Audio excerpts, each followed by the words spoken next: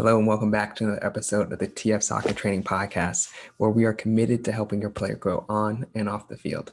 I'm your host, Coach Taylor, and I'm excited to have you join us today. If you have not already, please rate and review and subscribe to us on Apple Podcast or wherever you get your podcasts, or you can go ahead and subscribe to us and hit that notification bell if you're watching on YouTube. It helps out tremendously. Last week, we started talking about part one of the series, talking about evaluating your coach. Now, this week, we're talking about finishing up on what you should do or what your players should do with dealing with a bad coach. How do you respond? You went through that evaluation. How do you respond now that you say, oh man, my coach has some characteristics that they need to work on?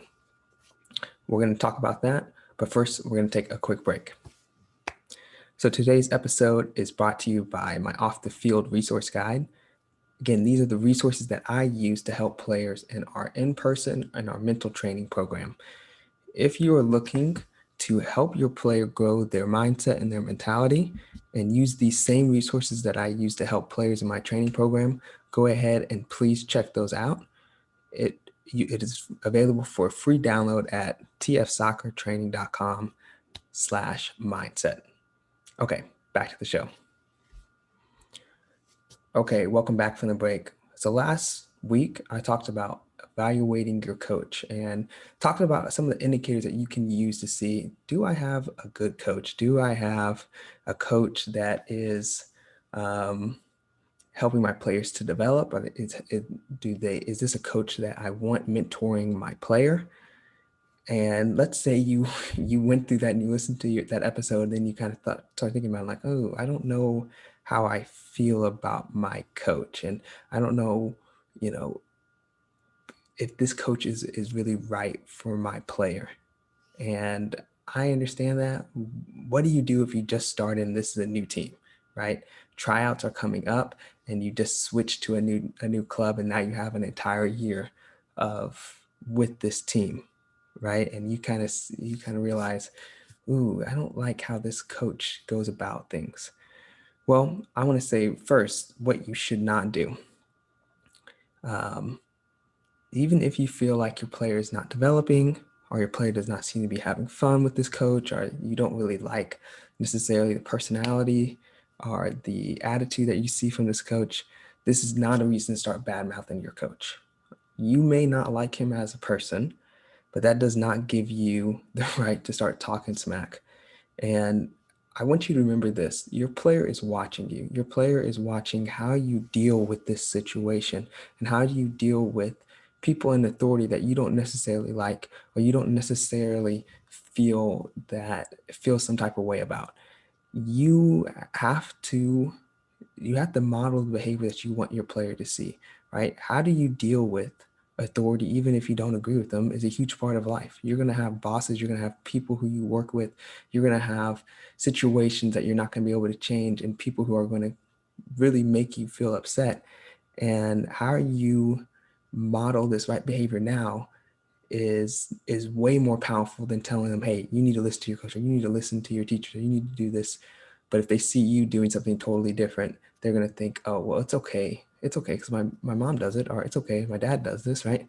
So you have to show them the right way to deal with soccer coaches, even if you don't necessarily like the coach. So do not, just because you do not like them or you do not agree with what they're doing, that is not a reason to start bad-mouthing and start talking smack behind their back. This leads me really into the main point, which is this leads me to my main point of this podcast, is how do you deal with these tough situations if your player is with a bad coach? 3, 2, 1. This leads me to the main point of my podcast. 3, 2, 1. This leads me to the main point of this episode, which is sometimes your player is not going to be able to get out of this situation with a bad coach. And you know, like I said, if you are in club and you can evaluate and you can kind of see, and it comes time to the end of the year and you can leave, then go ahead, leave, and try to look for those a club with a good coach that's going to help your player to develop. But let's say you can't leave. Let's say this is high school and your player has no choice in the matter. This is middle school soccer or whatever it may be. You can't leave for whatever situation. Your player is stuck with this bad coach and they're not going to be able to change this situation. And what do they do? How do they respond? How do they grow from this situation? And again, I don't want to use myself, but I've played for various coaches, right? Some I was close to, some that I wasn't so close to. And guess what? None of them put their feelings about me above trying to win. So if they liked me, they wouldn't just play me because they liked me. And if they didn't like me, they wouldn't just not play me despite me. They want to win. You know what? They didn't come to me and say, hey, I just don't like you that much, so I'm going to play Joey instead of you. No, they may value certain aspects that I bring to the table versus Joey, or Joey brings to the table versus me. But guess what? They care about results. They care about who's going to help them to be able to give them the best chance to win. And players need to see and take that into consideration and say, how do I work on this? What do I need to work on? How do I work around this? This coach isn't going to give me the benefit of the doubt like maybe other coaches did in the past. So how do I approach this situation? And what I would tell your player is outwork everyone. If they go into it and say, guess what? I'm going to be the hardest worker on this team. I'm going to outwork everyone. I'm going to look at my habits. I'm going to look at all the things that I need to do and give myself the best chance possible to be a contributor on this team. And if they do that, I guarantee you they'll be able to deal with so much more. Instead of saying, oh, this is something that I can't control, they take ownership and start controlling the controllables. They take ownership and start saying, okay, everything that I can do better, I'm going to do better, whether it's nutrition, whether it's, sleep hygiene, whether it's, athletic, building my physical capabilities, whether it's the technical capabilities, whether it's the tactical, watching games, whatever it is that they need to do, they're taking control of that. I guarantee you they will start putting in 3, 2, 1. I guarantee you they're going to start seeing more results than somebody else who's not doing the work. And they're going to start forcing the coach's hand because guess what? They're improving. Even in this situation, they're getting better. And this kind of reminds me of a player who I currently have enrolled in one of my programs. And, unfortunately, he is dealing with a coach that doesn't necessarily like him or doesn't necessarily value everything that he brought to the table, or kind of undervalued everything he brought to the table.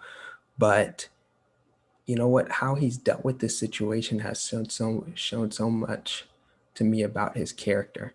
He is someone who is a grinder. He is somebody who was, like I said, undervalued by this coach, who didn't really think that that the coach pretty much told him he's not going to play much, but he worked his tails off. He didn't take that for an answer. He was lifting in the morning. He was training in the afternoon. He was doing that pretty much all summer and came in extremely fit and became one of the most valuable players on the team. And guess what? The coach had to play him because he was being effective and getting results on the team.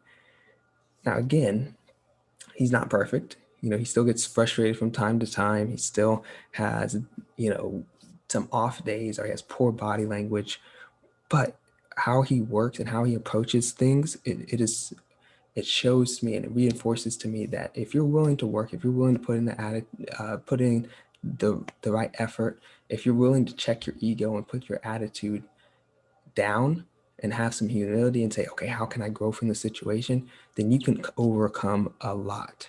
And it also reminds me of a former teammate I had. He was a player who, he wasn't like an incredibly highly ranked player coming out of high school. I mean, he still ended up going to a high ranking Division I university, and he was essentially told after he redshirted his freshman year and didn't play much his redshirt freshman year, he was pretty much told going into his redshirt sophomore year, hey, we don't see you playing very much. We don't think you're going to be a big contributor.